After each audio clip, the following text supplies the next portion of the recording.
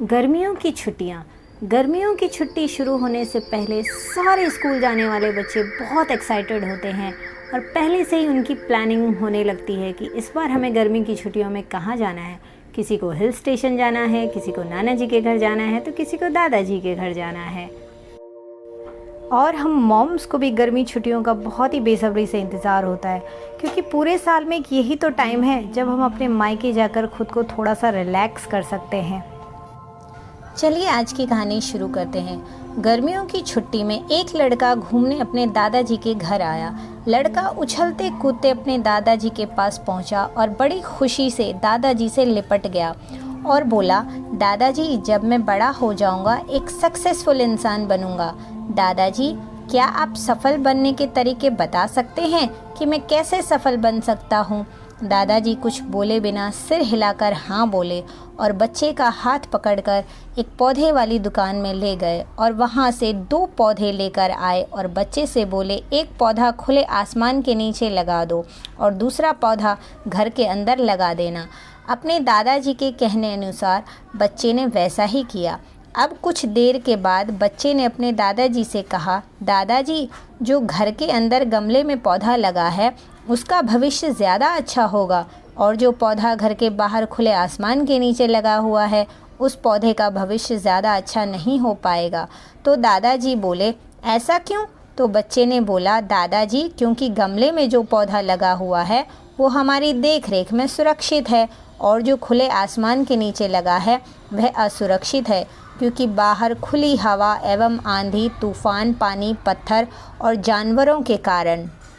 दादाजी बोले, चलो देखते हैं क्या होता है, और वो अखबार उठाकर पढ़ने लगे। अब दादाजी उन पौधों की देखरेख करते रहे और कुछ समय निकल गया। 3-4 साल के बाद वह बच्चा अपने माता पिता के साथ घूमने के लिए दादाजी के घर फिर आया और बोला, दादाजी उस टाइम मैंने आपसे सफल होने की कुछ बातें पूछी थी और आपने कुछ भी नहीं बोला, इस बार आपको बताना ही होगा।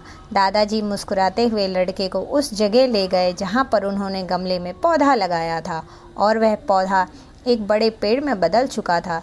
लड़का बोला, देखा दादाजी, मैंने कहा था ना गमला वाला पौधा ज़्यादा सफल होगा।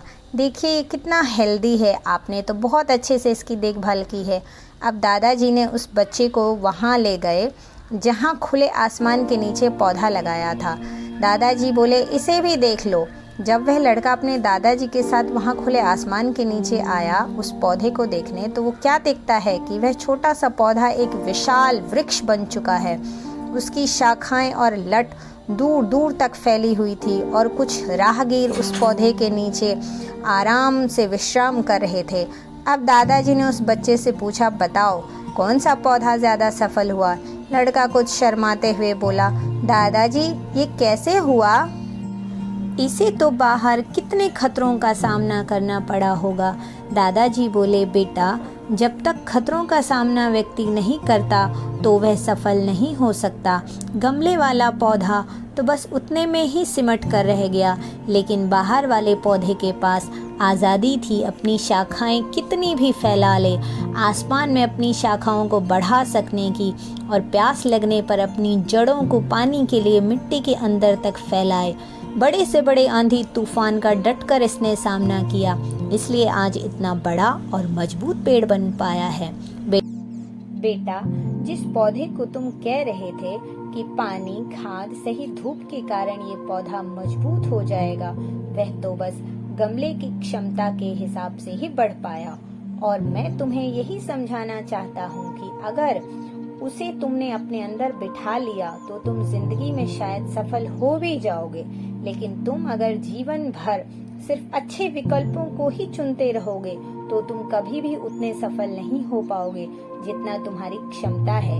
लेकिन अगर तुम तमाम खतरों के बावजूद इस दुनिया का सामना करने के लिए तैयार हो तो तुम्हारे लिए कुछ भी हासिल करना असंभव नहीं है। लड़के ने लंबी सांस ली और उस पेड़ की तरफ देखा और वह दादाजी की बातों को समझ चुका था। आज उसे सफलता के लिए जीवन में परिश्रम करना एक बहुत मूल्य कारण समझ आया।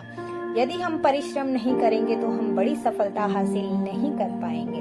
सबक मिल चुका था कि जीवन में हम जिन रुकावटों को जितना बड़ा शत्रु समझते हैं वही हमें मजबूत और बहुत ज़्यादा सफल दोस्तों, बनाती है। अपनी गर्मी की छुट्टियों में खूब सारी मस्ती कीजिए, खूब खेलिए, एंजॉय कीजिए, अपना ध्यान रखिए, लेकिन हाँ, अपनी स्टडीज़ में थोड़ी सी मेहनत करना अभी से शुरू कर दीजिए ताकि आप आगे चलकर एक सफल इंसान बन पाएँ और हमेशा खुश रहें।